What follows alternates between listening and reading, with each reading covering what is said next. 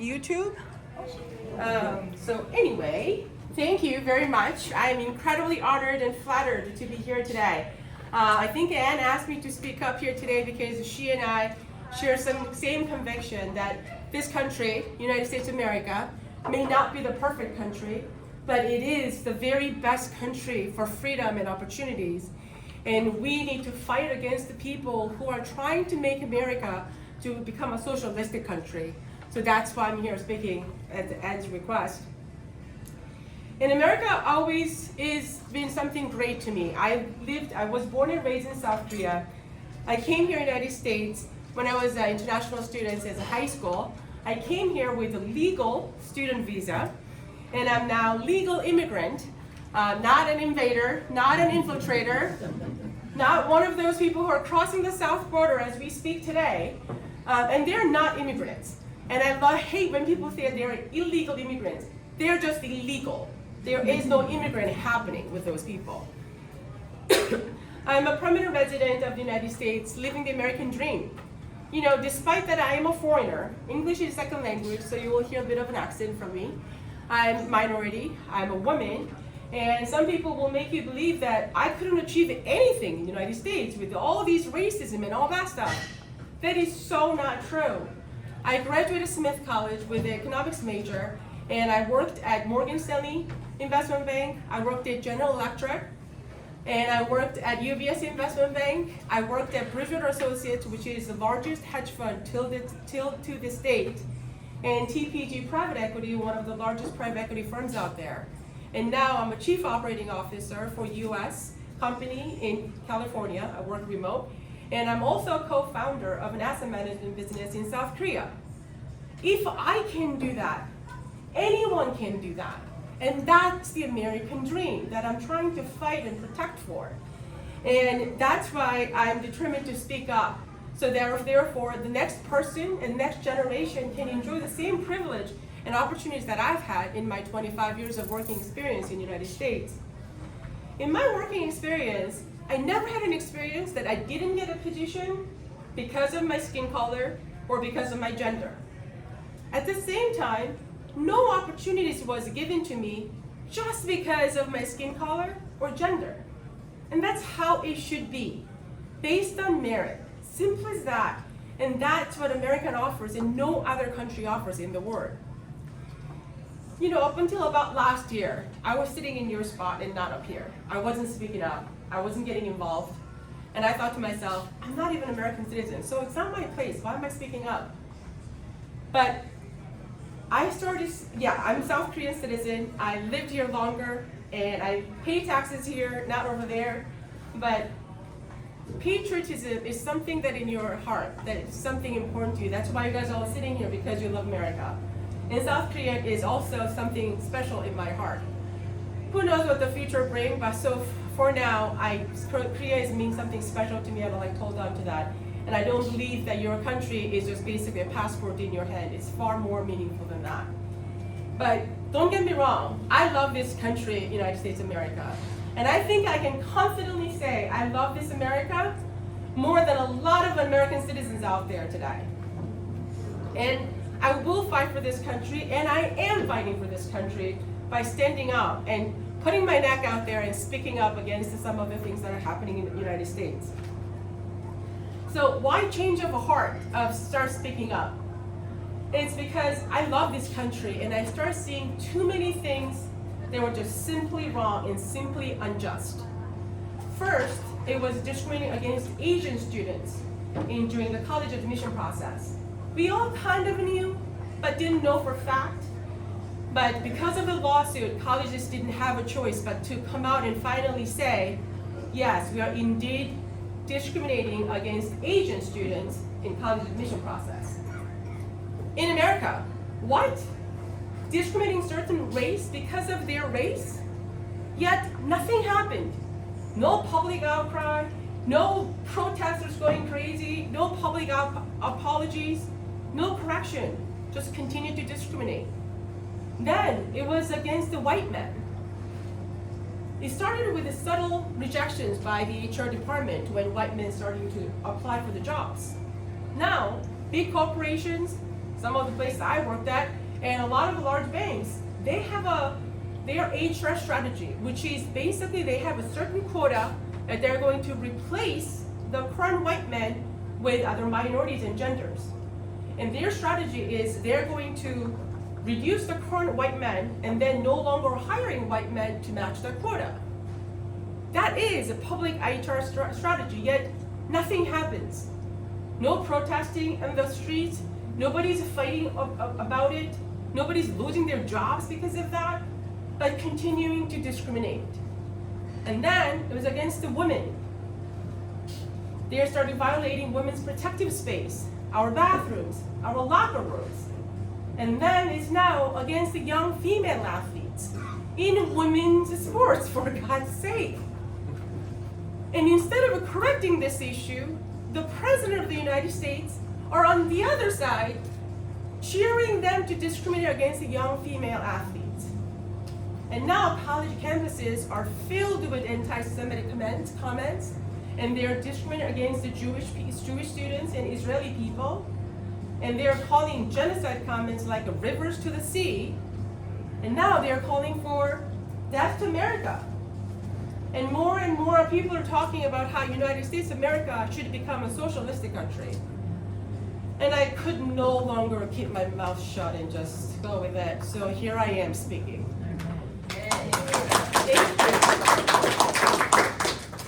And I think it's time for all of us, all of you, all of me, and all of us need to start speaking up and standing up for what is right and what is just. And we should doing that by speaking up, speaking anybody who will listen, and we need to educate them with the facts.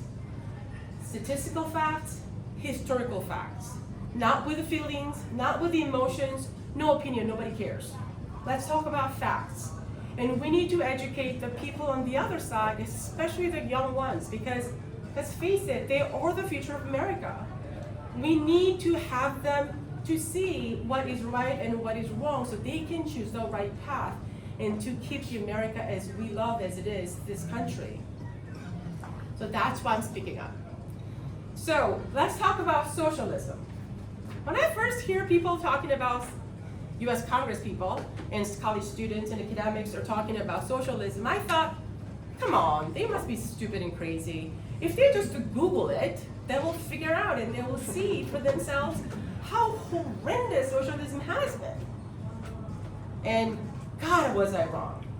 The movement of the socialistic movement has grew stronger and bigger than it ever has been. So we are here talking about it.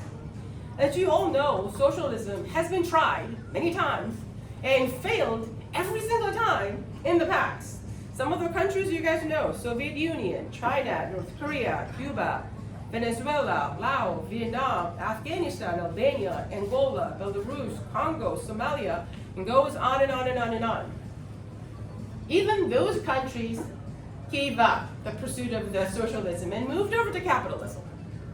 And into the year 2024, America is thinking about going to socialism. If that's not the definition of crazy, I don't know what is. If that list of the countries wasn't enough, there has been a perfect twin study.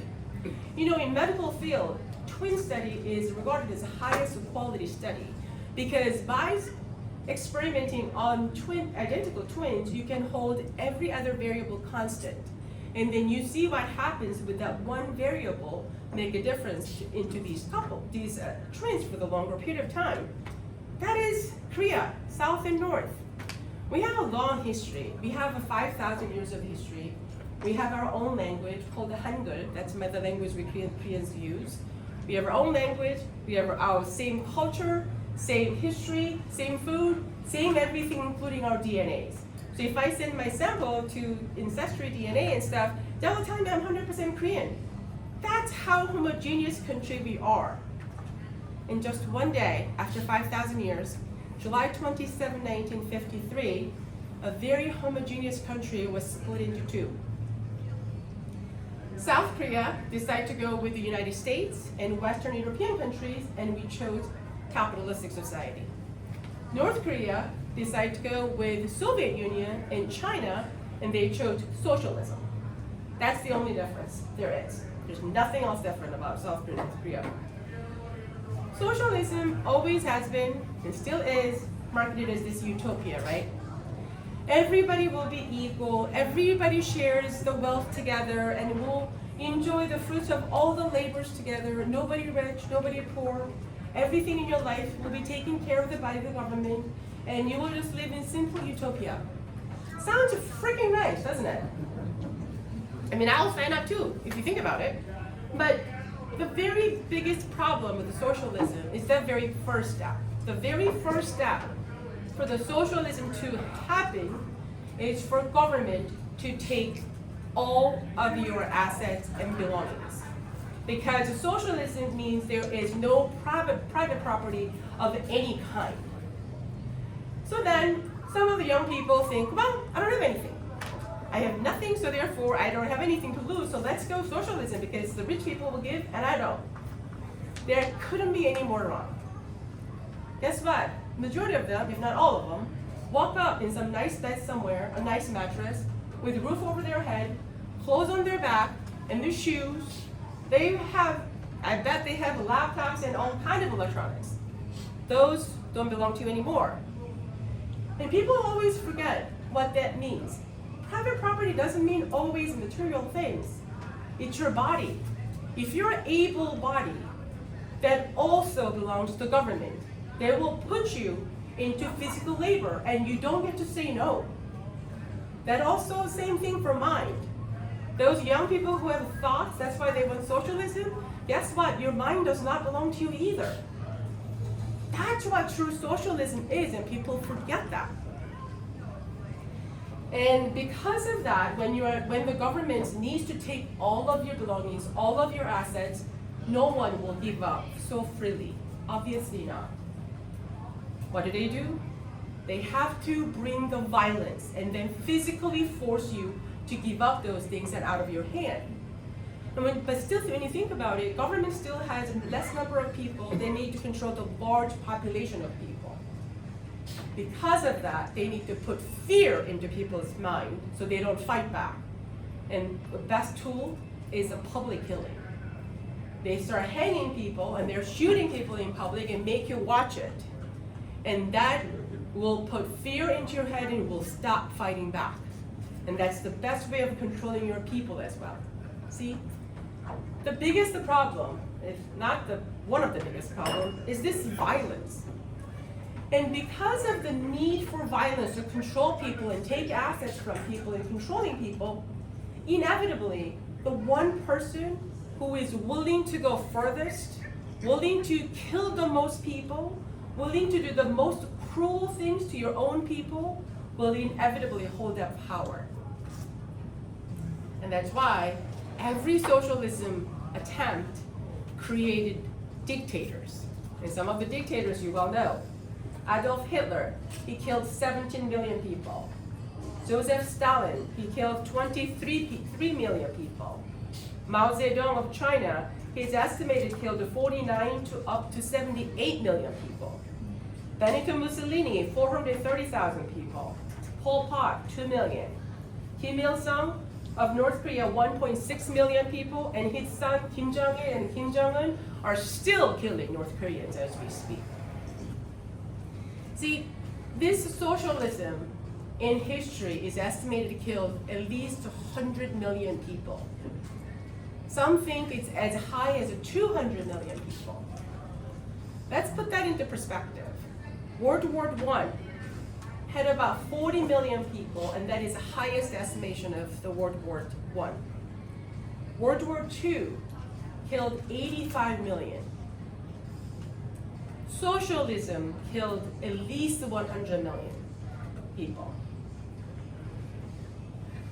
And some of you guys might say, well, Jinny, those are not all socialists. They were like communists.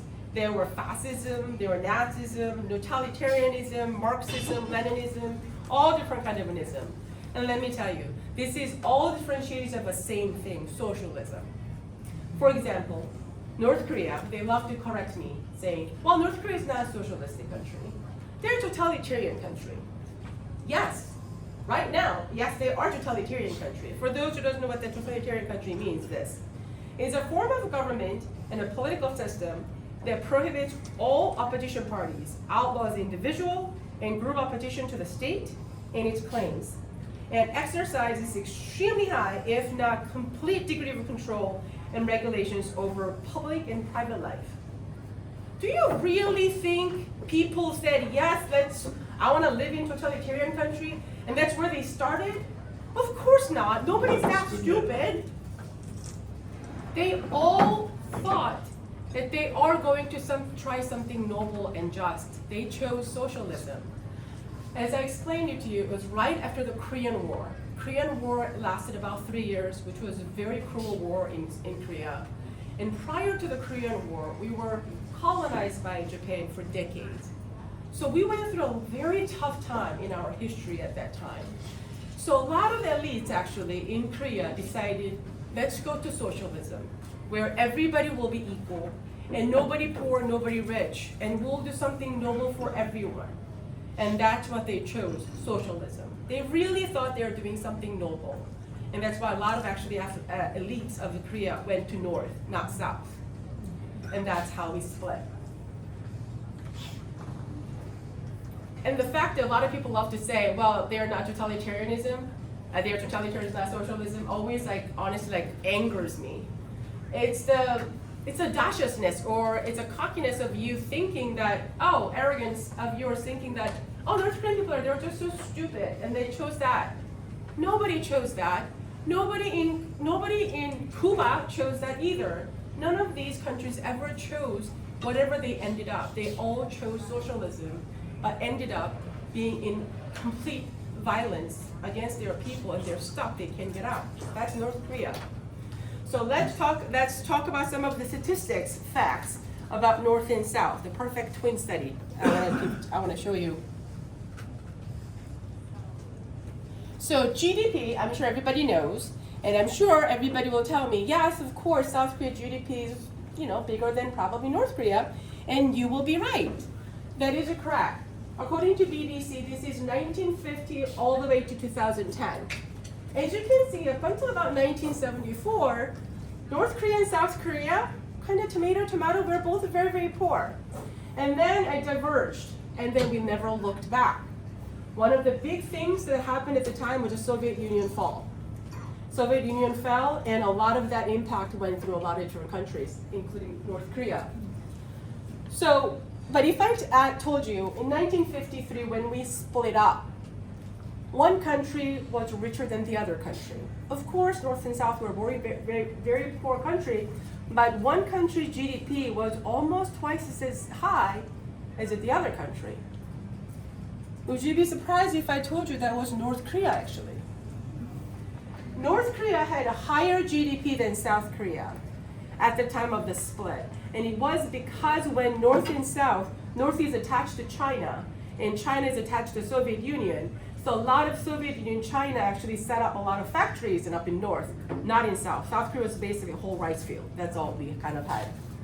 But look at what happened. In 2022, South Korea's GDP is close to 35,000, where North Korea is still at 800. 43 times bigger than North Korea. While South Korea grew bigger out by 70 times, North Korea basically stayed the same. And South Korea now is the 13th largest economy in the world, and North Korea is bottom 10% of the 200 countries. Only one difference, guys, ideology. Perfect twin study. There's nothing different between South and North. Actually, they had more money than we did. Let's talk about exports. I'm sure you will tell me, yes, of course, South Korea exports far more than South Korea. North Korea, that is very true, exports a lot more than North Korea. But how many times? 100 times? 200 times? 500 times? How about 2,243 times? South Korea exports 684 billion, and North Korea exports about 300 million. That's the difference of socialist versus capitalist. And what do you think our main export is? The biggest main export of South Korea? Cake. Electronics?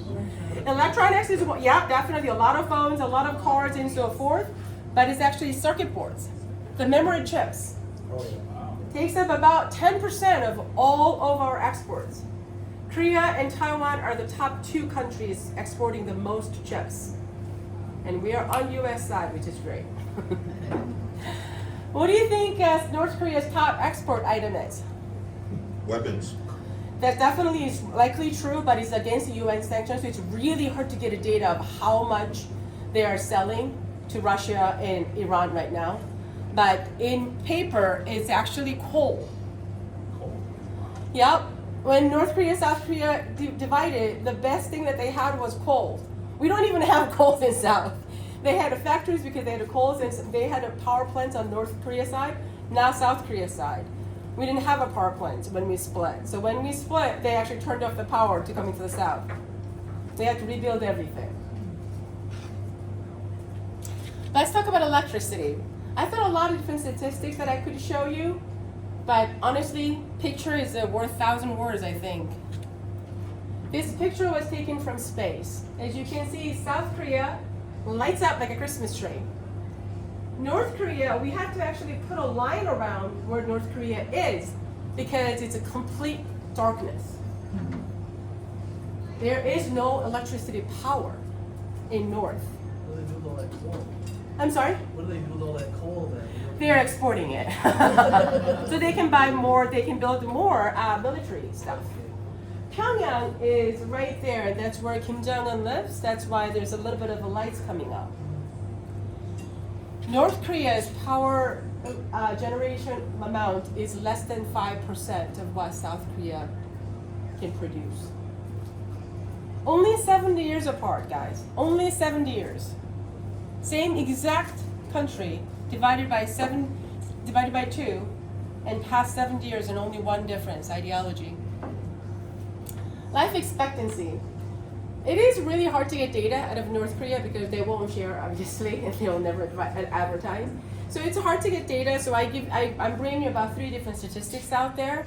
So this one is based on World Bank. From 1960 to 2015, the red is North Korea, the blue is South Korea. As you can see, as of 2015, South Koreans are living about 13 years longer than North Korean people. Can you believe it? Same exact DNA of people for 5,000 years. 70 years apart, and we are living about 13 years more than North Korean people. And I was kind of questioning why they had lower life expectancy from the get-go, because that's when we split and they were actually richer than South Korean. And answer wasn't right in front of me. It's the violence. They started killing their own people who were fighting against their government, and that's why the number of their life expectancy is much lower, even starting from the get-go. Why did it become equal? Yeah, so North Korea actually was pretty richer than we were all the way up until 1980s or so. They had a better relationship with a lot of different countries than we did.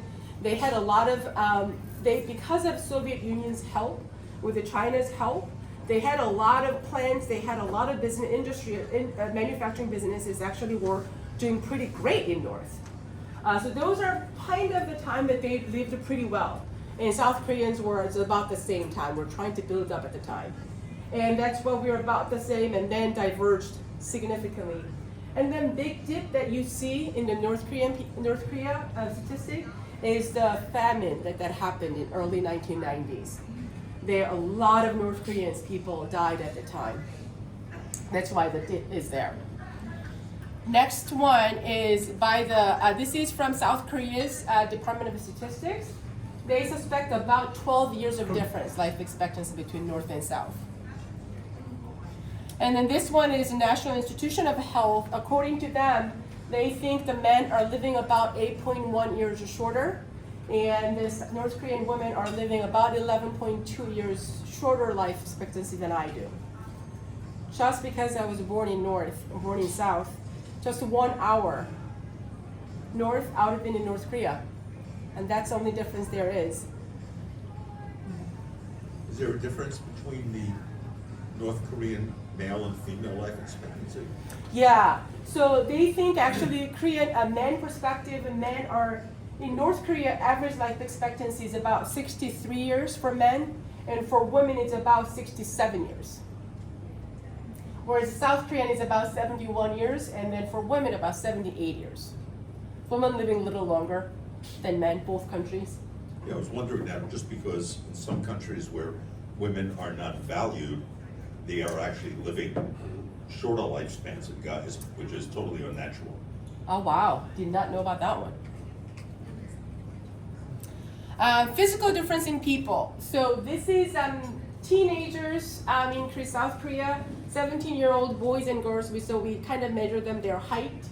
Going from 1965 to 2010, our teenagers, boys are about 5'7", and girls are about 5'2". Those are about teenager ages. For North Koreans, because it's impossible to get data, we actually measured everybody who is defecting North Korea. We measured everyone from 19 years old to 29 years old.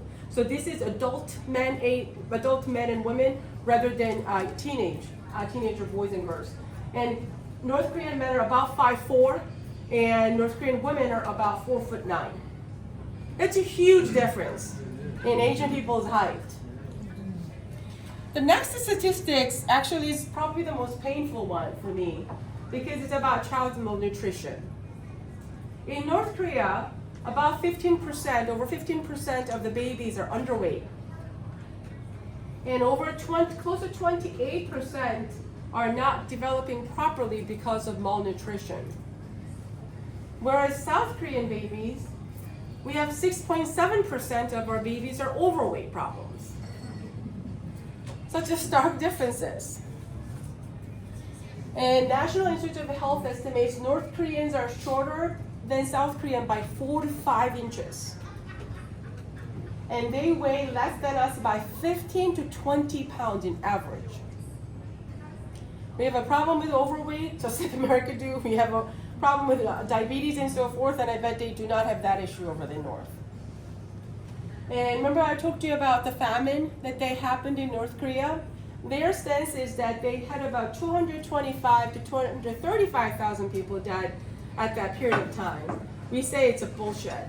We actually estimate about 3.5 million people who passed away during the famine.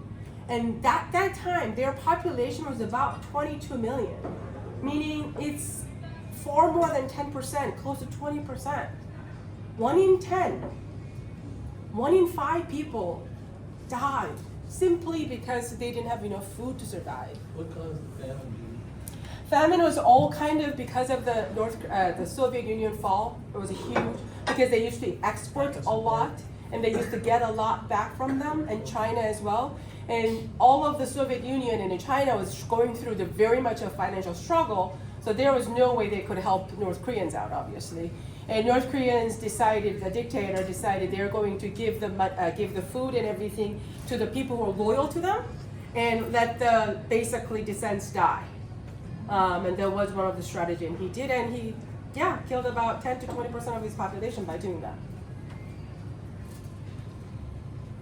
So Rose, North Korea is actually about 1.2 times bigger than South Korea. So they are actually bigger than South Korea, geographically speaking. So how much roads does South Korea has? We have about 100,000 kilometers, which is about 62,000 miles of the road we have. And of that, 92% is a paved road, and 8% of the road is not paved. So can you guess what percent of the road that North Korea has compared to South Korea? 80%, 50%, 60%? 10. 20. How about 25% of the road, despite the fact they're much bigger than us? The biggest kicker of that, however, is that 97% is unpaved. They basically don't have paved road in the whole country. Let's talk about cars. So we need some base to talk about what number of cars. So United States have about 908 cars per 1,000 population. You guys have a lot of cars. That's including every babies and every children. So about 90% of the population, including children, have cars in the United States. What about South Korea? How many cars do you think we have per 1,000 population? 800. That would be a bad idea, buddy. South Korea, we're a tiny, tiny, tiny country. So we have about 526 cars per 1,000. We're the size of Indiana. So if we have that many cars in size of Indiana, we might not be able to move around. What about North Korea? How many cars do you think have per 1,000? 10. 10? 50. How about one? Wow. One car for 1,000 population. Yeah, but they probably got a lot more mules per population. Yes, I'm sure of that. Those are probably all government people, right? Yeah. Government mules too. Yeah, of course. If they haven't eaten them, every meal's out there, probably they have. South Korea has about 25 over 2 million cars, and our population is about 50 million, so we have a lot of cars. And North Korea has 30,000 cars. So any kids, any young people who wants to go socialism, they should think about this one. Mobile phones. So I'm sure you can imagine we have a lot of phones, a lot of Samsung phones and LG phones in America as well. So South Korea has about 58.9 million phones. We have a population of 50 million, including children. So we have a lot of different issues with too many phones, that's for sure. What about North Korea? How many millions? It's actually about 3.2 million phones. And that is actually a lot surprising to a lot of people, because you think, wow, they have phones? Why can't they just Google it? What's going on? And it's because they can't connect to internet. They can only connect to intranet. And the government 100% controls what goes on. So their phone is actually, they have their own intranet, so there is like internet pages and so forth, but you can't go anything outside of North Korea. So it's basically really a phone. So a lot of young people have the phones, I heard, and their own brand, their own making, because if they were to have like Apple phones or Samsung phones, then you can't really change how they're connecting to the internet or intranet, so they make their own. Yes? Quick question for you. Is there a service similar to like Radio Free Europe there, so we can still push in information to them that maybe they don't really want, but does that exist? So one of the thoughts that South Korea has is, what if Elon Musk, the Starlink, if it can somehow get over North Korea and start basically providing internet service, and then we have a way of kind of telling them what to do with their machine so they can actually have internet capabilities. Those are the things that we're actually thinking about, but we also, the scary thought is that because they locked information so well, they really don't know what's going on outside of North Korea. They actually believe South Korea is a poor country compared to them. Wow. And they actually believe they live in paradise because that's what they've been taught. And they're teaching their people that American people are coming to South Korea and harvest our organs and then using them in America. And these crazy stories, but when that's the only thing you hear from you're born to the current time, it is almost unthinkable otherwise. So the problem is that even if we do that, we don't know what kind of impact that will have on people's mind when they are taught basically everything you thought it was true is all of a sudden not true. So those are very much of a delicate situation, how to approach it. So we think about maybe 3 to 5% is opening their eyes about what's going on outside. And we think if it gets to 15% or so, the country will erupt, we believe. But far from it, so far. So let's talk about information. So now we've been talking about information. So these are all the information that we can think about. So as a South Korean person, do you think I can write a letter or like send a postcard to North Korea No. There is no postal service outside of the country. So what we do, we send actually leaflets in balloons. And we really do. It's crazy, right? When you think about it. And the people think like, oh my God, you write like a little memo and then like put in the small balloon and send it away. Not really. These are the leaflets. Do you see the balloons? This is the size of the balloon. And these are people. Do you see how huge these balloons are? Because of that, they can actually carry quite a bit of stuff over to north. And this is the middle picture is what we are sending. And everyone is thinking, why the hell is there a US dollar there? It's accepted everywhere. And it is most wanted currency there. So in North Korea, there are 3 currencies that are in use. Their own currency, which is the worst currency they don't want because the volatility is too high. And Chinese yuan is the second currency. And the third currency that they most want is US dollar. It's one of the most preferred currency in North Korea market. And a dollar can get them 9 pounds of corn or 2 pounds of rice. So if they pick it up, it is actually winning a lottery for them. And not only the dollar, we put some clothing in there, some underwear, some basic clothing. We also give them some medicine that they can use.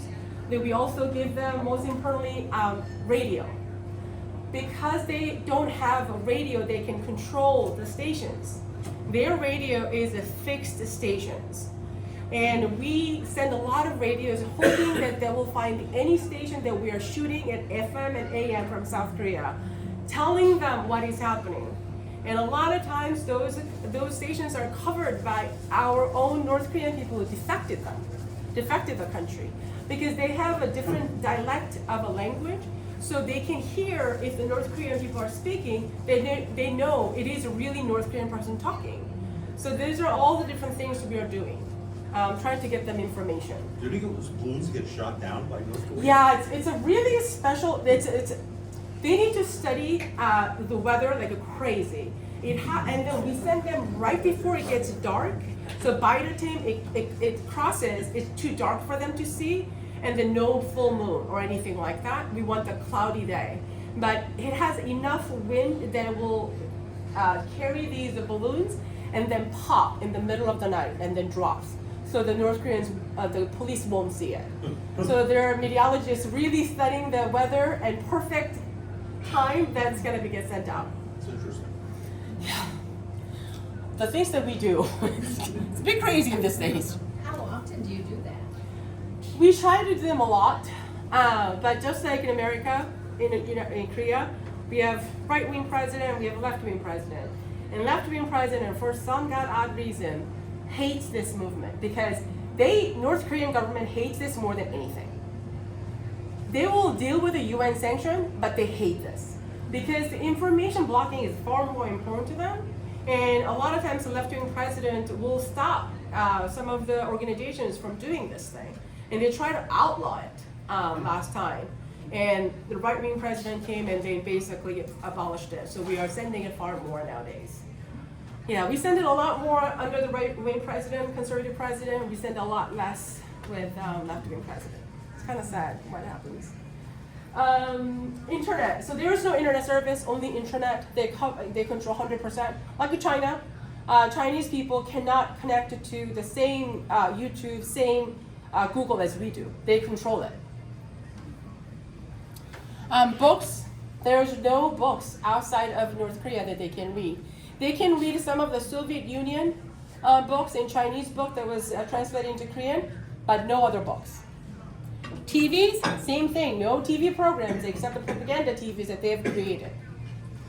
Same thing for education. They don't get to study whatever they want or using whatever the books out there. They only have to study what the government tells you.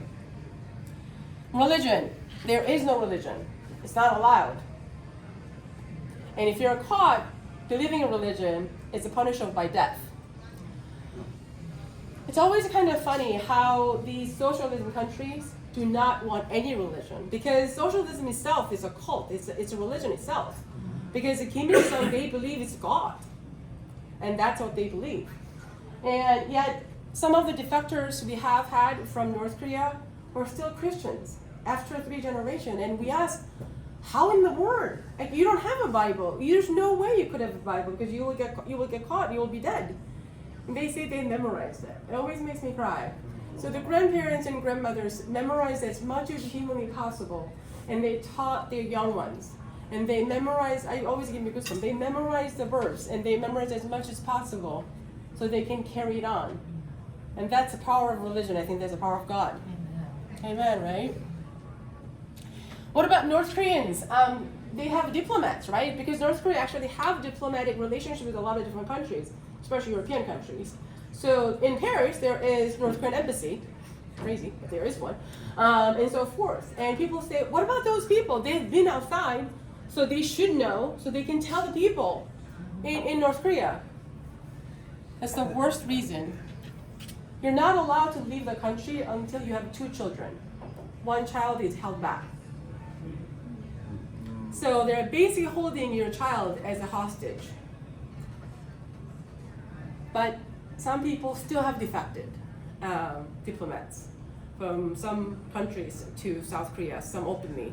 Some actually don't ever open it. They actually pretend, they do a sting that they look like they were mugged and died and so forth, or something like that, or disappeared. They don't know where they are.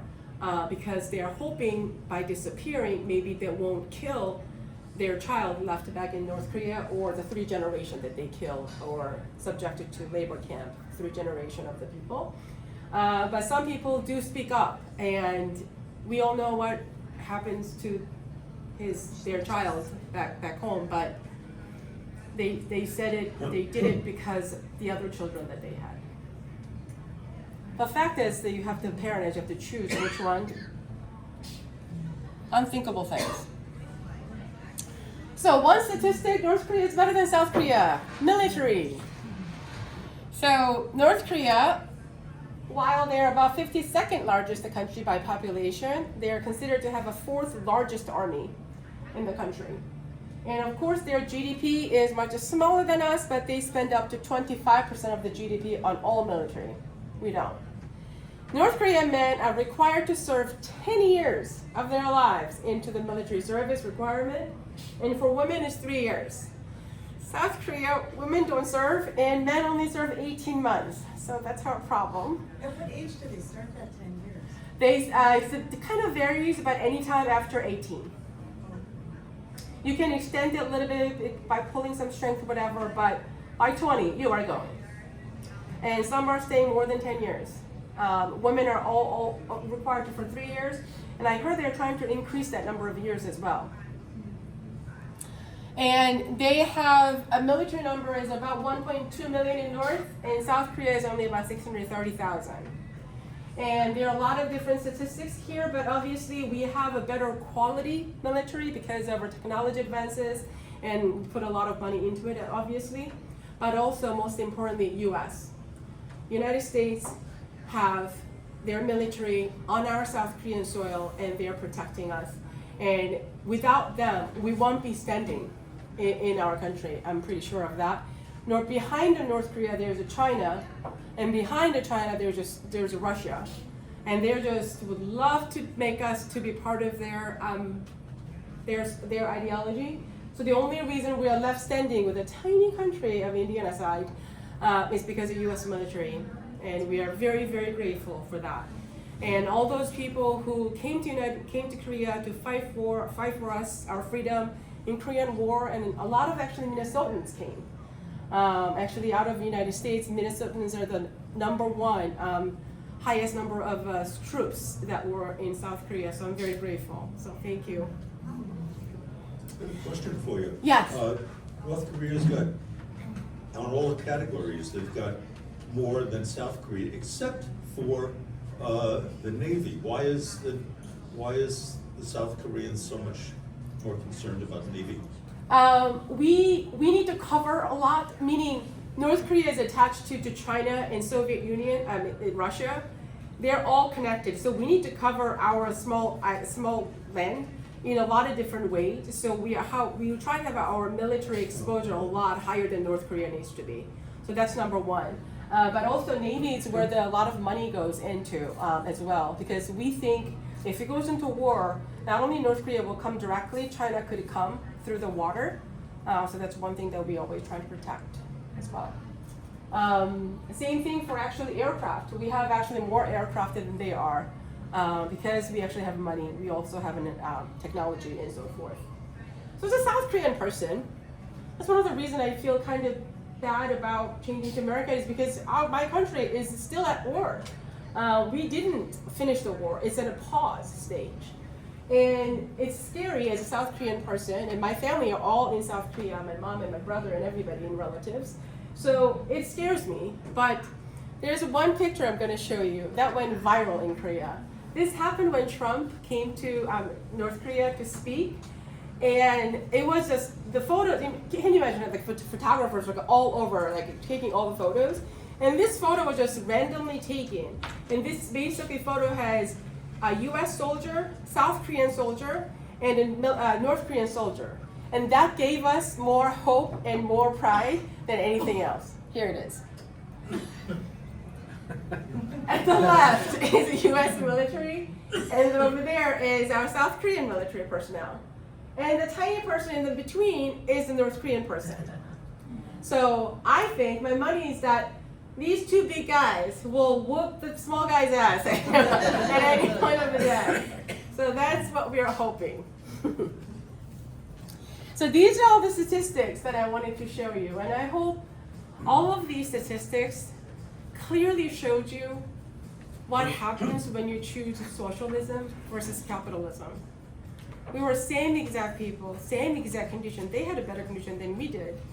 And you separate them for 70 years, and voila, this is what you get. And here's another reason I wanted to talk to you today. It's because I find crazy similarities between North Koreans and woke ideology in the United States and European countries. I know it sounds batshit crazy when I say that, because I find woke ideology in North Korea to be the same, but hear me out. I'm going to read some of the things the North Korean party does. In your head, I'd like you to substitute North Korean party to woke ideology and see if you find similarities like I do. Here we go. North Korea party decides what is right and what is wrong. And you are not allowed to ask questions or push back. If you push back or question them, they will punish you. Not only you, everyone around you. Isn't that what canceled culture is? Okay. North Korean party dictates what to think, what word or vocabulary to use, and what to believe. And they constantly come up with new concepts, new vocabularies, and enforce them. And if you don't keep up with these things, you'll be flagged as a traitor and enemies. Virtue signaling that we do here. North Korean party tells their people to denounce their enemies in public form to prove that you are loyal to them and you agree with their ideology. Isn't that what social media is used for nowadays? North Korean party claims that they are the ones who are morally right and morally superior. The enemies are those who sold their souls for the riches, for the capitalism, and to the ones in power, the white men.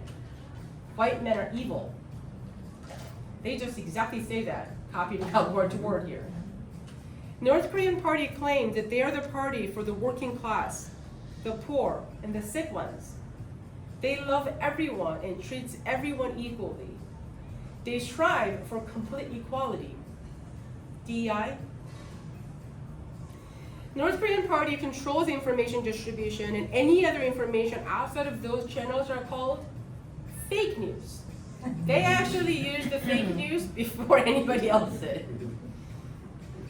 North Korean party classifies people based on their heritage.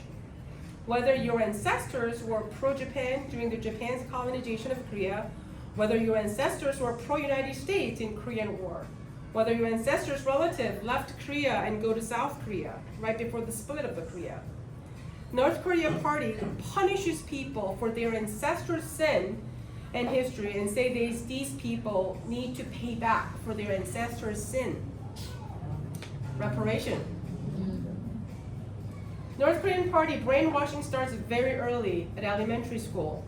Their regime appoints their most staunch believers into teaching positions to make sure the kids are educated properly in their views and indoctrinate them in their regime's thinking. That's what's happening here, early age. North Korean Party teaches children how they should be loyal to the party and their ideology and not their parents. They are taught to watch their parents' behaviors and what they say outside or inside of their homes. They are trained to call out the parents when they're outside of party's guideline. And they get to be rewarded if they are reporting their parents' disloyal behaviors to the North Korean Party. This is what college are doing to our kids. North Korean Party does not allow any religions and teaches believing in religion is a dangerous thing, evil, and clear signs of traitors. They're saying the same thing here. I find these two parties, North Korea and woke ideology, to be so similar, and it scares the heck out of me. Not only they are trying to America into a socialistic country, they're already using North Korea's tactics. Brainwashing starts very early. So in conclusion, I'd like to remind you guys the following. Number one, there should never be a question whether socialism is the way to go. Number two, North Koreans were just like all of us. They wanted something noble and just. But remember how socialism starts. It's the violence. And instead of anybody get to live in the utopia, they killed millions of people in history instead. And three, the moment you start being okay with one discrimination, you're opening the door to all discriminations, and there's no going back. Number four, not speaking up, not getting involved is very much of an active action, not lack of action. And we need to all speak up and fight it all together. And number five, how do we do that? We vote right. In November election, it is a very important election. We need to vote right. And we need to educate people with the facts and really convert them and then make them help them make the right choice to keep America safe, America free, and America full of opportunities as it really is. And I'm evidence of that. So thank you very much for listening to me. I'll take any questions if you have. Yes, sir. Okay, I got a couple of them. Yes. Once you said that you still have your South Korean citizenship. I know for some countries you can have dual citizenship. Is there a possibility for South Korean and American? In a perfect word, I will be a dual citizen because I love both countries. Well, yeah, the same. but you're But not. South Korea does not allow Oh, it that. does not. Okay, that's. So I that's- have to give up the South Korean citizenship and I have to denounce South Korea to become U.S. citizen. Okay. That's the hard part. The other one is more of a comment. I enjoyed your presentation. And that's Thank you very much.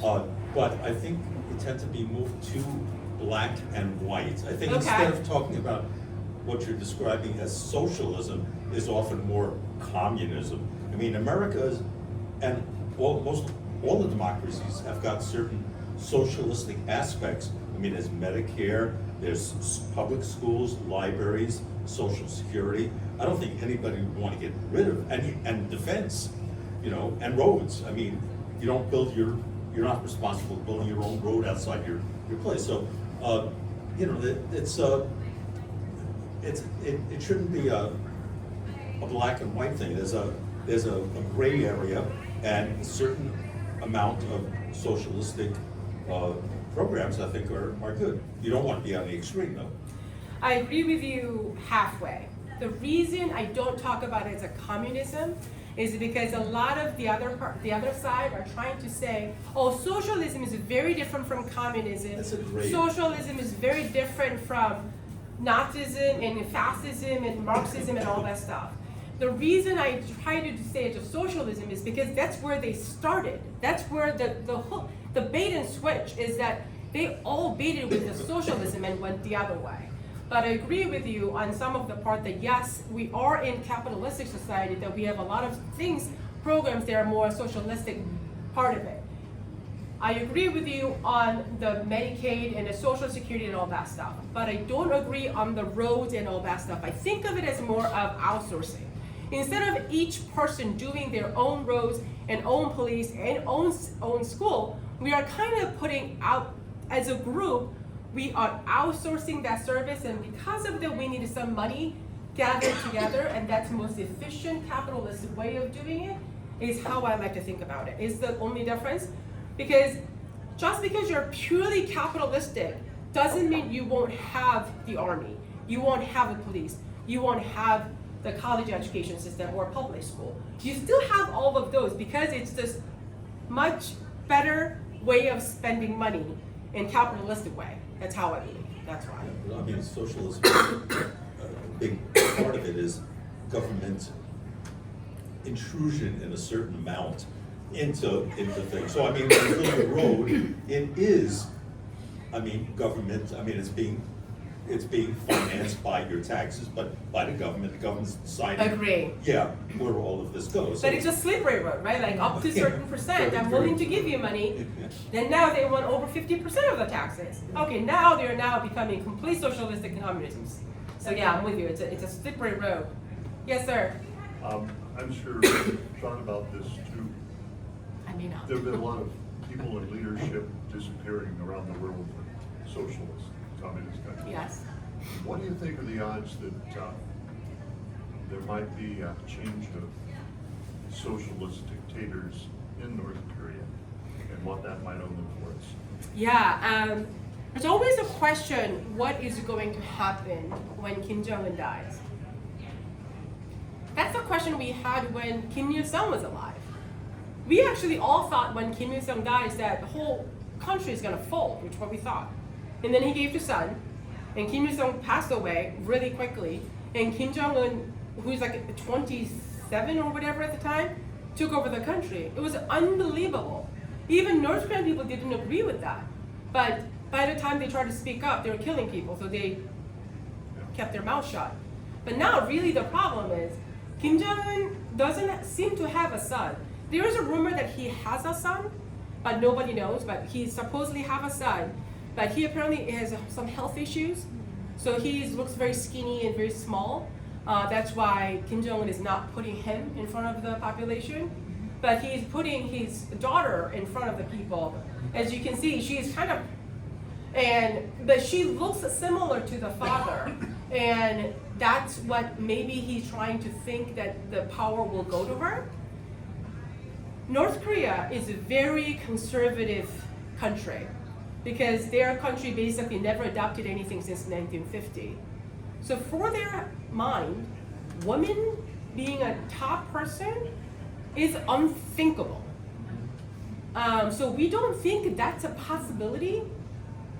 Obviously, you can kill enough people, and you can kill enough people in cruelty and the fear, maybe you can get away with it, but it will be very questionable whether that will work. So Jinny, I get the impression from your presentation that one thing that you would really love is a unified Korea, Yes. where the North takes on what the South is doing. Is that true? Yes, because our actually constitution, South Korea, says South Korean people means any Korean that was born in Korean Peninsula.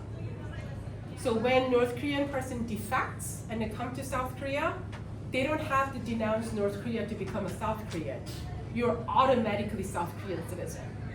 We believe we are one country. We've been one country for 5,000 years. There's no reason for us to be separated.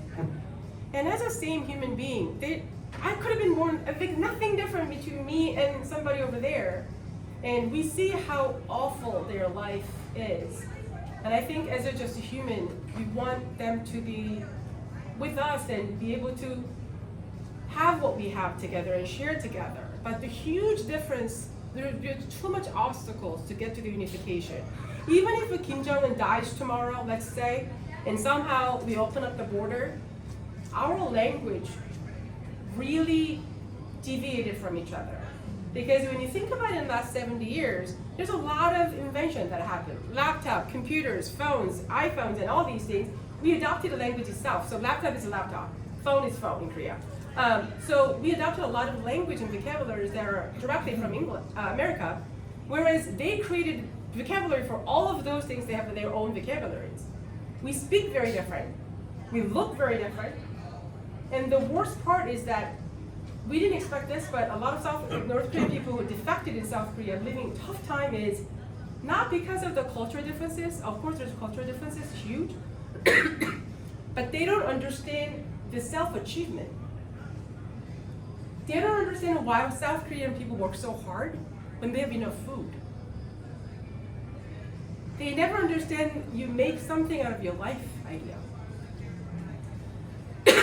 Because of these cultural differences, we have no idea how we're going to unify. Look at East and West Germany. Yes. Combination and how hard that was.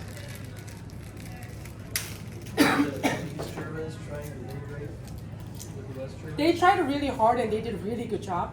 But by the time they unified, actually their information was almost all available. So one country knew what was happening in the other country knew what was happening. And they were allowing a lot of going back and forth of the people. So they were just before opening the door. So they kind of built it up in a way.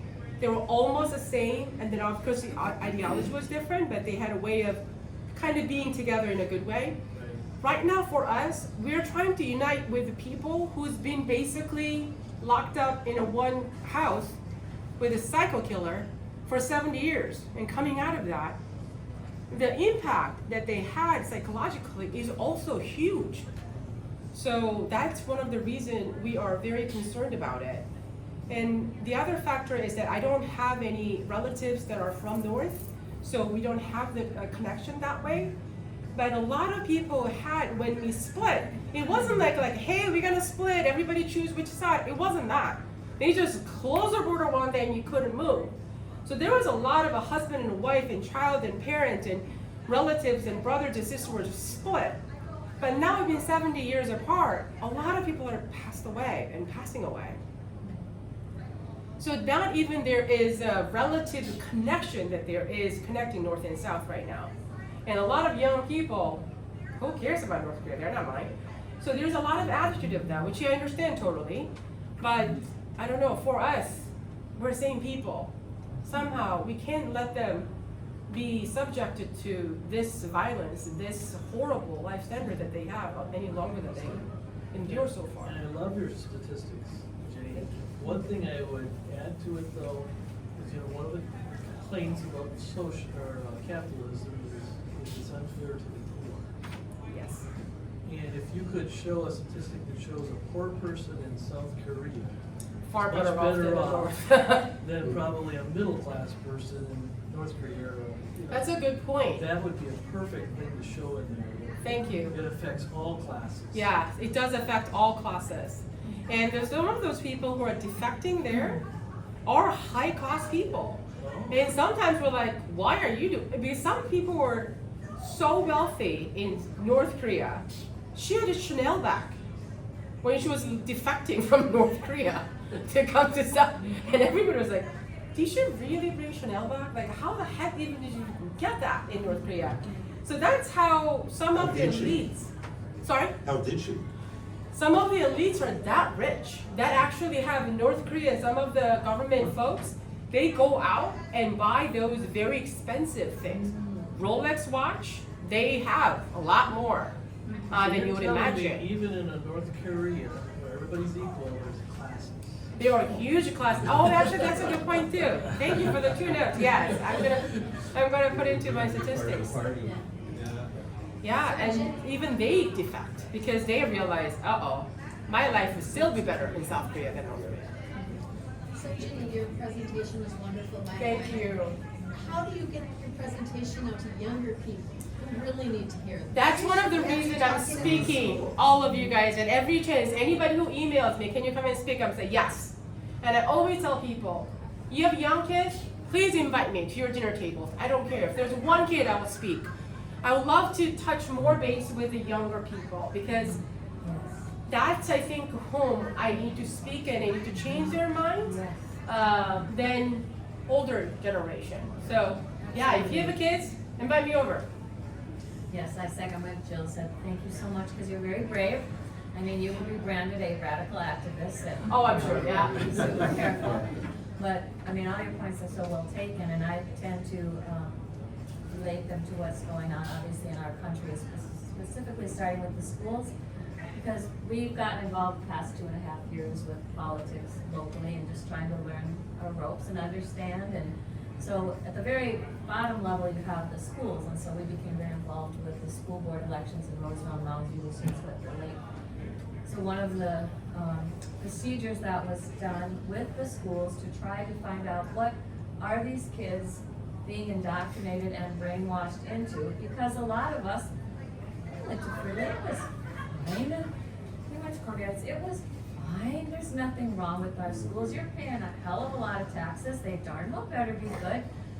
Well, we have the privilege of doing a data dig for a group that we were associated with. The data dig was going into Whiteburn schools with a letter from the Upper Midwest law firm. James Dickey is the attorney, and he provided the FOIA request. So when we went into the school offices, said, we have this FOIA request, we're asking to see all of these things. Any literature, any book, any lesson plan, anything that has the words racism, 1619 Project, DEI, there was pages of terms, and the schools had to comply. So these very dedicated moms went in day after day for hours at a time, and they went through page by page, and they took pictures. And the one thing that struck me so much, and I just have to share this to anybody that's willing to listen, because I have 6 grandchildren, and 4 of them are in public schools. There's a lesson plan from Sunrise Middle School, which is in White Bear Lake, and I have the paperwork that says, here's the lesson for today. We're gonna learn about the privileged and the oppressed. And if you are white, male, Caucasian, heterosexual, Christian, you are the privileged. And if you're the opposite of that, you're the oppressor. And this is the mindset that they're teaching these kids as normal. That's just the tip of the iceberg of the indoctrination. It is. And when you brainwash them so young, it is really hard to change that. And I think, something positive about people who immigrate here from other countries, they are some of the first people to notice it because it's familiar to them, Yes. And because I remember, like, during COVID, out in California, a lot of the Asian parents who had come from countries where there was, socialism or communism, or, they were the first ones to go, hey, what's going on here? So who knows? In the end, immigrants may be the ones who save the country, from, because they pick up on it so much. And mostly, do you know why though? If you're from Cuba, you're from Venezuela, you're from North Korea, even from South Korea, America is not your own country either. What I'm trying to say is America is a symbol of freedom, a symbol of opportunity. And it's really the destination that you guys give as a hope to everybody on earth. Because America exists, all those people had a place to run to from the horrible living situation that they're in because of socialism and communism and so forth. If America falls, Yeah, they don't want to see. where do we run to? Like literally, which country would we ever go to? There is no other country. So that's why I'm speaking up, because you guys are the literally one hope and last hope. There is no other answer. Gonna pick your brain a little bit. Of course. First of all, very good presentation. You should probably sign that up with Twitter and Rumble. I mean, Yes. just something, Not not really only. into social media, but I'm thinking No, about but yeah, I I mean, gotta do it, just, yes. but getting involved with the right Yeah. type of, to send your message that way, because it's fantastic. Now, my question for you is, are you afraid of the following? And what I mean for South Korea. Right now, the United States, we're $36 trillion in debt, okay? We got unsecured liabilities over $100 trillion, okay? Everything is backed basically by credit, which we talked about before. Yeah. Now, BRICS, which is, China, Russia, and we have even some of our India. allies, India, Saudi Arabia, Yeah. Brazil. BRICS is backed by tangible assets, and so forth like that. Are you afraid of seeing South Korea being involved with the BRICS, because of the debt that the United States has right now? Not because of the debt America has right now. because one thing I think America, I shouldn't say this, but it's true. Let's say America defaults Yep. on your debt. So Because what? Well, Japan though holds a ton of China debt, holds the biggest and of the debt. China holds the biggest. So Wait a you minute. default, If we default, credit rating goes down too. Right. correct? That is like But major. because your debt is held by everybody else, they all go together. In a way, you are dragging everybody into it together. Not only you go down, everybody's okay, because China holds most of your debt on their hands. You're saying it's a So, good thing we all go down, or what? what I'm trying to say is, nobody would want America to go down. Even more than you guys want to, what I'm saying. Because in a way, think about China lends you the most money. Yes. For China's perspective, if you go down, you'll be in a lot bigger trouble. So what I'm trying to say is, China is selling securities. They're selling yes, they treasuries. are selling some, but Because at the end of the day, reserve currency still is an American US dollar. It's the safest place. So yes, I'm hoping this, because of this dynamic, I think every other country will fight to keep America going more than anybody else. So that's a little bit of safety on your side. However, you can only go so far. That's what you're getting at. Yeah. Before the bubble Before the bursts. bubble bursts, Yeah. what happens to everybody else? That's one of the reasons China is thinking like, hey, come to my side. Yeah. America is falling. You gotta better to side with me because you guys in the future will be much better off with me. True, except one thing US has a power is a diplomatic power. America has a diplomatic power with a relationship with so many more countries in the whole world than China does. Name one country that likes China. Nobody. Korea, Japan, we cannot stand China. We hate each other for 5,000 years, we continue to do so. India hates China more than anybody else too. But they're on the bricks. They're in the BRICS, just because everybody's trying to play a little bit of hedging. Yep, gotcha. Yep. And India is a borderline with China. India is a smaller country right now as an economic perspective, but they have more population now. They're just waiting. We're gonna get bigger, buddy.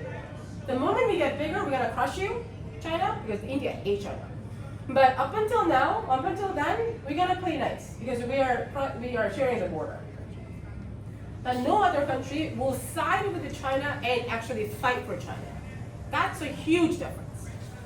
America, there's a lot of countries that will fight for America because of what it stands for and what it means for everybody, financially, economically, and military perspective, and what's the ideology perspective. So even the enemies will respect America in that perspective. And China, that's why they're trying to build a relationship with other countries by giving up some money, giving up the trade route and all that stuff, because they understand it's like, okay, we have a lot of economic power, but still everybody hates us. We're gonna change that, so they're trying. And that's the reason why though too, like South Africa, or Africa, or some of these countries where they looked at, the states suppressing and China's coming in, and building. Oh, walls. China is playing big in Africa. Yeah. Gigantic. They're giving up the money like crazy. They're building their power plants and all these things for them. It's in a way they're like, well, those are the countries that we can go and buy them pretty easily. So they're putting it in their pockets. Well, But after all, it's Africa. And, but I agree with you though too. The one thing with the military and all that, we're woke. We're so woke right now. It's we may be the strongest military in the world, but when you got a plane door that falls off, things like that, because everything's gone by DEI. That's where like China, Russia, they got those hypersonic missiles. We need to make sure that we get that wokeness out, or at least put it aside. Completely agree with you. Can you imagine woke in military? Like seriously, people. Can we fight a war? And I think we don't want to find that out. No. That's, I think, the scary thoughts that now currently has is that because of all this DEI and woke and everything in military, would America be as strong as they should be against China? I don't know. Well, they're having a hard time even, recruiting enough people because crap. Nobody wants to join the woke military. Exactly, and the right side of the people, the conservative side, don't want to go and join because of the woke side. And woke side was never going to sign up anyway. No. Right. Like, choose your right crowd, people. Like, choose, yeah. What is your opinion on how the WEF, the World Economic Forum, and Klaus Schwab impacts it? Yeah, World Economic always has been this thing that all elites kind of go and wants to say the right thing to virtue signaling and trying to be almighty that can change the future, change the God-saving mentality of the people. Quite honestly speaking, the real economists, the real people that who controls the financial finance and the economy, don't go there. Nor pay any attention to what is being said. I'll go off of that because you can, like a little chihuahua. Yeah. They blocked me on Twitter, and I kept on going after them with little calls, It really and things is. like that, and they blocked me. But you have to do this. All just the little- companies that I work just at, little. they all send some people to Yeah. those forums. You have to. But they all know the lines that they need to say, and it's all Yeah. written out. There's no challenging each other in any questions. It's just kind of like it's one of those like a galas that you all go to be seen and to see. Yeah. Like, think of that as that way. With a bunch of prostitutes. Yeah, the whole Europe, the prostitutes all moved to there in that time. It's kind of scary that they're buying up all of our farmland now, and, Yep. and all these military-aged Chinese men are coming here. Coming in. What is the point? I mean, are they just gonna? We're gonna wake up one day. That's what I and don't take understand over? sometimes. Like, there's a lot of left-wing politicians. They're Americans too, right? Just like American means everything, something to you, Canadian something to me. Like, you want this country to do well and be well. And is this really what you want? Like, I sometimes don't understand how they are okay with this, but what, 20 to 25,000 people are crossing their border every day? Mhm. And we have no idea who they are? Terrorists. There's gonna be an attack. And they'll blame it on the Republicans and Trump. Yeah. That's what they'll end up doing. But nobody will believe that. No, but I believe the pendulum has swung now as too much. Like I wasn't speaking up until a year ago. I got to a point like, okay, forget it. You know what? I can't You should stay be speaking silent at anymore. schools. Right. Happy to. They won't let And it I in. think Yeah. that the Yeah. public Yeah. schools, Yeah. not the private, the private schools would. Yeah. Private already know that. So hopefully I'm getting some calls. We'll see. But I think the south border, I think the border crisis, I think you're changing a lot of people's mind. And I think also trans issue with the female athletes in women's sports, I think it's changing people's ideas a bit too. So you brought up the elections, which of course started last year.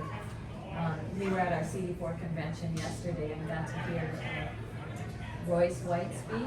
He's an incredible, articulate black man that'll be, well, he's actually in a primary against Joe Frazier. They're primary against Amy Klobuchar.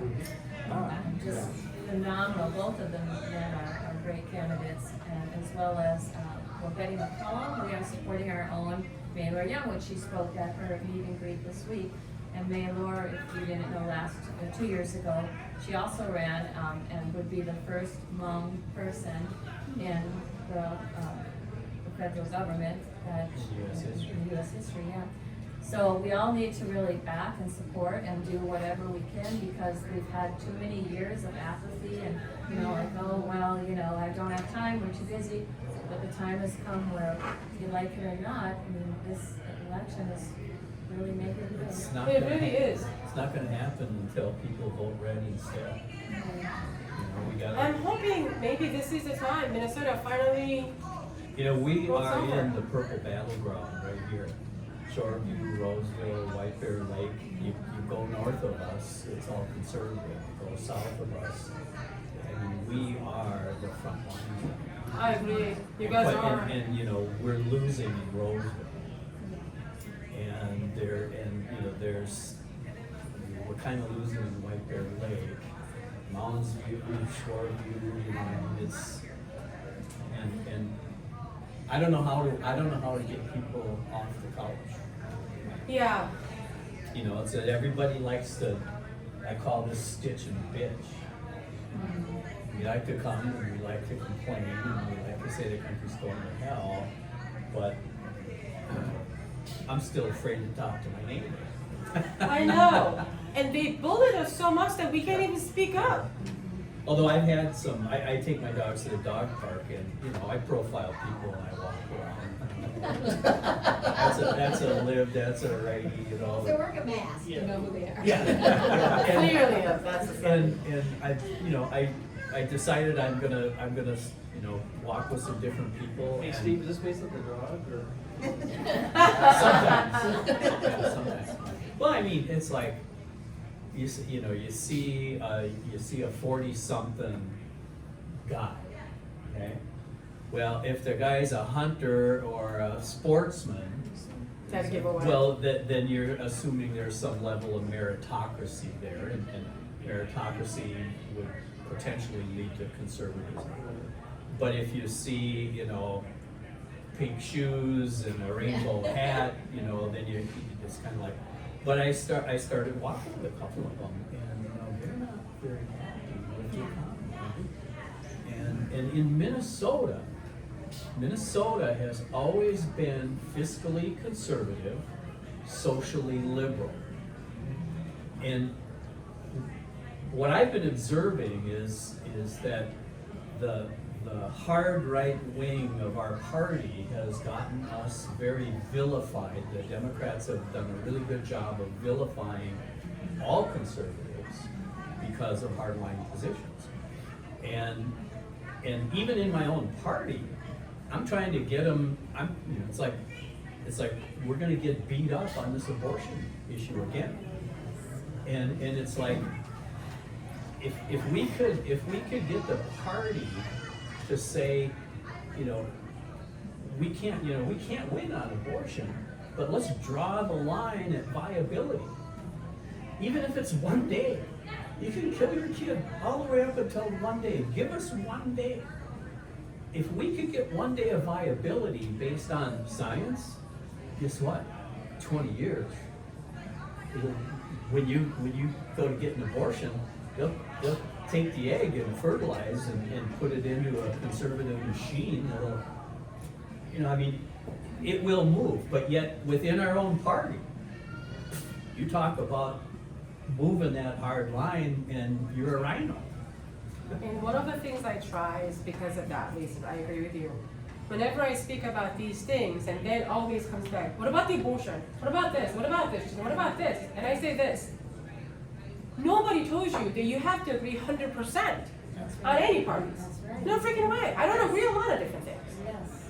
But one thing I can try to find, the one thing that I can find in common with them. Mostly economics, they will agree with you. How much your egg cost today? How much your egg milk cost? Wasn't that better before? I love to say like, hey, I don't care about abortion. I don't care about trends and all that. Well, I don't care. How about the fact when I go to grocery store, I'm spending $200. I used to not spend that much.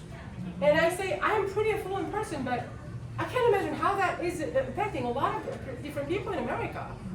So I'll talk about presidency is not a popularity contest.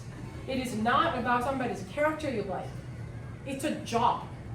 Job has a list of the responsibilities that they need to carry, and these are the policies that I agree with.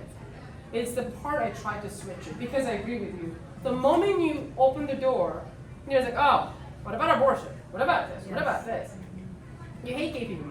I don't love gay people. Yeah. It's not, the line I draw on the gay perspective is that I support gay movement 100% because as a same human being, you and I should have the same rights. That's why. When you are getting married to another person, you should have the same right as a spouse as I do with my husband. That's why I supported that. The moment on the trans side, it's different. It's not the same. You are pretending to be women and you're trying to take women's right away. When they didn't take any rights away from me. Trans movement is very different. They're taking the rights away from me. Yes. So that's not the same issue. So that's one of the things I try to say. But at the end of the day, you have to kind of drill. I don't agree with everything, and you shouldn't agree with everything Democrats say, do you? You just nailed it with that, and I've heard that phrase before, being referred to as the 100% club as Republicans or, you know, right-wingers, that exactly to that point, because we can be in alignment on whatever the cause is, whether it's the economy or not defunding the police or name your topic, but if we get off on one and say, well, you know, I'm not in agreement, then we tend to split, and we're very independent people, you know, we don't like to be told what to do or what to think, and so therefore we become so fragmented. And I think that's been our biggest issue, is that's the divisiveness within our own party, because we're afraid to lay down. And so after 2.5 years of doing this and getting so frustrated with talking with the ladies at Lifetime, or the people in the Lions Club, or, you know, these other nonpartisan places, and then we keep hitting this wall. I was to the point, this is my phrase, you know what I'm gonna say, I would say to somebody, do you like chocolate cake? Because I do. Okay, there's our common ground, you know, we got something to go with, because you're so desperately trying to grab onto something that you can Exactly. learn from. Whether it's children's education, whether it's inflation, whether it's a border crisis, what about the debt of the country that has? Try to find a common ground and then try to change their mind on that one thing strong enough that you can't support the other side. That's one of the tactics. They just want to divide on personality and Correct. we need to be rallying around policy and outcome. Exactly. You know, and that's really what it's about, right? And It's- keep reminding people, choosing the presidency is you're hiring a person for a job that has a list of responsibilities. So think about what their responsibility is and what the policies are. Not personally, who cares? I sometimes hire a person that is not a great person, but they're the best at the job. Then I will give the job. Yes, ma'am. No, it's on this topic, you know, it's the whole thing of trying to figure out how to break through people who say, I'm not gonna vote because I don't like either of these people. And I'm like, you can't really make that choice. Then you're not an American, because you have to pick. You have to pick for your country, otherwise you gotta move out. That's what I want to say. Like, get out of here. But just, again, we gotta get away from they're dividing us on the personality. Yeah. We gotta get away from The other the image of the person and whatever they're trying to paint. That's not what it's about. It's the underlying stuff. I mean, look at Joe Biden's not making any of these decisions. He's not making any of these policy statements. None of this. He's reading it off the teleprompter to the point where he says, pause. Yeah. I think the It other has thing nothing to is, do with Joe. people don't understand, like, so we have RFK in here as well, and like, they're like, I'll vote for him, but it's really down to two people. How do you talk with people about that to help them understand, like, you gotta make a choice on these two prominent people, and then they go, but we'd like to have another person in there. I'm like, yeah, we would, like, Yeah, but that's not a choice. today. It's not gonna happen. Yeah, and so it gets down to like trying to have those conversations with people, and you're like, yeah. I think there's, you know, two things, well, one thing that we're, as conservatives, that we're fighting against is the uniparty, because we got Republican rhinos that are now siding with the Democrats. Yeah, right. But there is somebody out there, you know, Javier Milei, what he's doing in Argentina, Oh. I mean, he has Yeah. cut spending by government stuff, and now they actually they're a positive now, and he's done it within less than a year. It is possible. So, I mean, the possibility is if you get the right leader in there, you know, and you know, Trump, yeah, he started this, but you need to find those individuals, but you have to vote for them and making sure that, you know, they're not part of the uniparty, both conservative, yeah, I mean, both Republicans and, you know, Democrats, but there's a possibility, and it's a little small country, and, you know, now they're running on, you know, they're no longer in a deficit for the first time in 50 years. Yeah, So, El Salvador, they were run by Yeah. gangs. yeah, Look at them. yep. It is So that- possible. And I agree with you. I think one thing I always tell them, I'm not even American, I can't vote, and I'm speaking with top as my lung. At least you can do me a favor, is freaking vote. I don't care Yeah. which way you vote, but vote. That's a privilege that you have. So exercise that privilege right. And the reason I say that is because if you're actually trying to vote, they will at least step back and try to think about what is better. Right, especially coming from you. I mean, I have some other friends that have immigrated here, and it's such a different process for you than those of us that are born here. Exactly. It seems like you get more respect than someone that's born here, so thank you for doing Of what you're course, doing. least I can do. But we're This also country's up been against great. though, because yes, we have to vote, and we did a lot of campaigns to help people with whether it was absentee ballot or you're not registered, we did a lot of things, but again, some of the pushback we got was, why should I vote, because it's rigged, you can't trust the machines, and so that's another battle that we're trying to overcome. I don't have the answers to that one, yes, we should. Yeah, whenever hand they call say ballot that, and ballots. then ask them back, so what are you doing about it? And so So- when it's rigged, and also, so what are you doing about it as It's American? my understanding that it can be controlled at the city level, you can correct me if I'm wrong on this, but by talking to your city, I don't know if it's the manager or the council, but they have it within the purview of their powers to go to a hand-counted ballot, because we've heard people say, well, we need paper ballot, we do have a paper ballot, that's what we fill out, but it goes into a machine, which is Yeah. fraught with potential for fraud. It's the hand counting of the ballots, the way that we used to do it, and get a vote by the end of the day. Right. Yes, And one that can be day. done at the city level if people rise up and start pushing back on that. But again, little known But fact. the problem is that the Democrats aren't gonna push back on it. You know, it's only gonna be the conservatives that are gonna push back. Squeaky So, wheel. right, I know, it's gonna take a lot of talking and a lot of people advocating for it. It's Well, gonna it takes take, all of it's gonna us. take winning Secretary of State. That's such a key role right there. Right there. Yeah, we campaigned hard for King Crockett.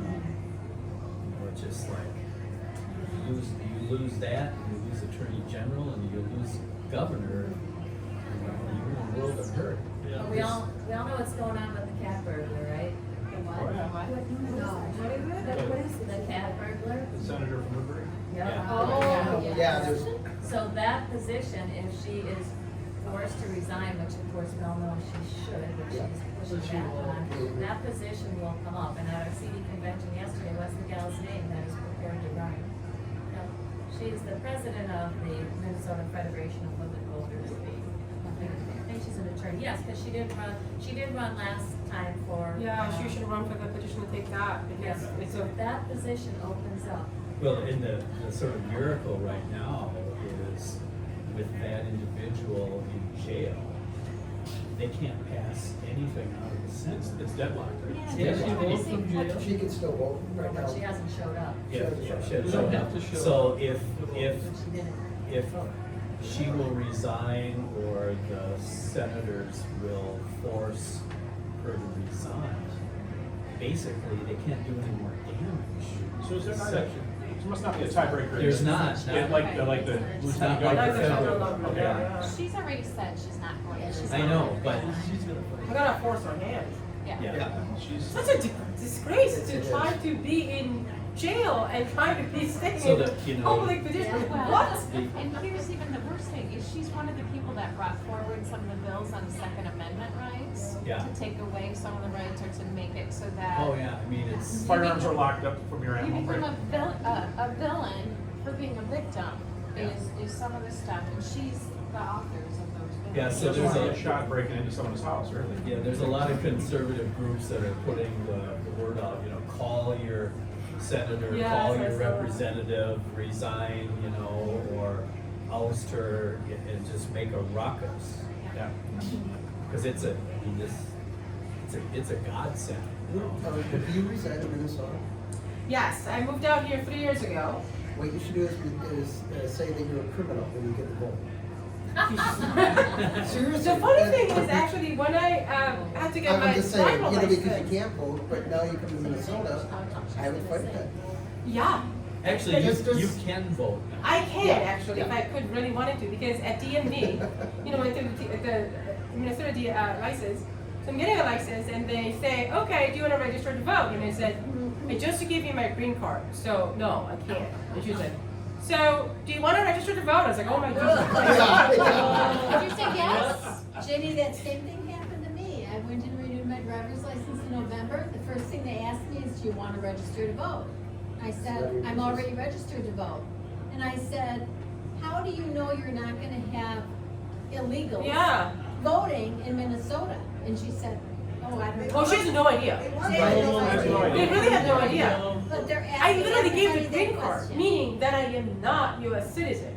She's like, and then she looked at me. So you want to register? I was like, No. that green card means I am not a U.S. citizen, therefore I cannot vote. She was like, oh, okay. Really? That's So a you law? don't tell me that illegals Oh. aren't gonna be voting Oh, on nationals. The Democrats They want will to have be. all those illegals voting. They are gonna vote. I worked the There's last no two doubt. elections and there's no, Yeah, I mean, if no you can doubt. show that you have an address in the district and you are registered, Your vote. you don't even have to show an ID. I know. You don't need to show any. You don't have, It's who are they gonna be voting for? there's no way to stop it. Did a beautiful job. Thank you. I do appreciate that very much. Well, invite me to any other gatherings. I will happy to speak to anyone who will I listen think you to should me. write a One little last book question. of your- You mentioned people defecting. You know, Yes. we hear about the demilitarized zone and, you know, you walk out there and you're gonna get shot. How are people getting out of North Korea? Is it, That's the really saddest part. Because the DNZ zone is basically full of minefield, you cannot cross that thing at all. yeah, So they have to go to China. Oh, so, So they defect through China.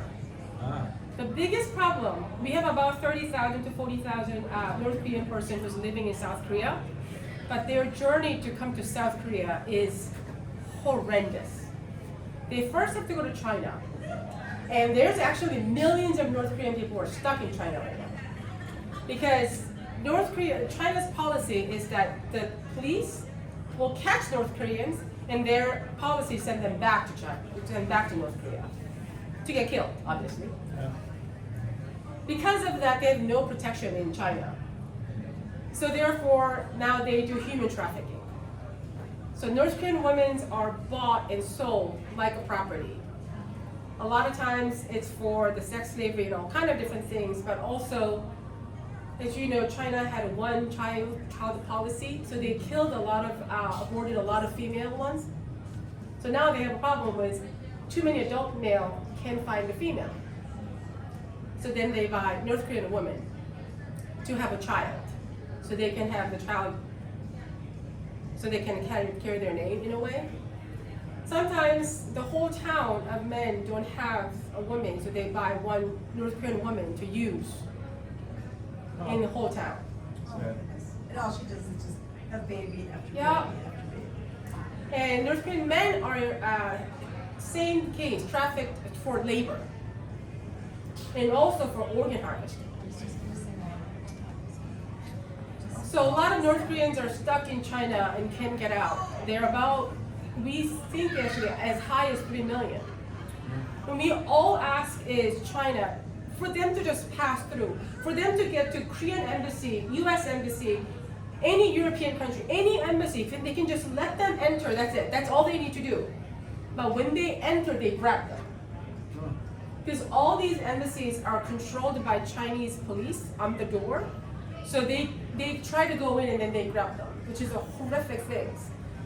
So then from China, they have to go to Mongol or Thailand. And sometimes in Mongol, they need to walk through the desert for 40 days or something, and a lot of people die there. Some people go to Thailand and they go through the river and there's a lot of alligators and they just fall and they die.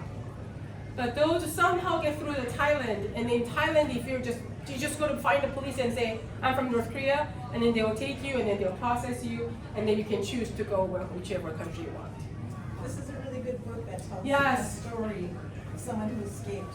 Yeah, Yeonmi Park is a defector from North Korea. She was also bought and sold in China, a sex slavery person, but she still somehow made out of China. She first came to South Korea, and then she realized she can also go to the United States, so she went to the United States, she went to Columbia University, and now she's out there speaking. And when she went to Columbia University, like I was saying earlier, the things that she saw at Columbia University, she went, oh, this is just like what I experienced In North Korea.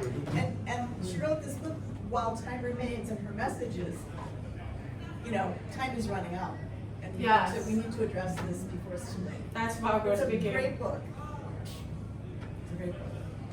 Well, thanks for having me, and thanks for spending a lot of time with me tonight. I really appreciate it.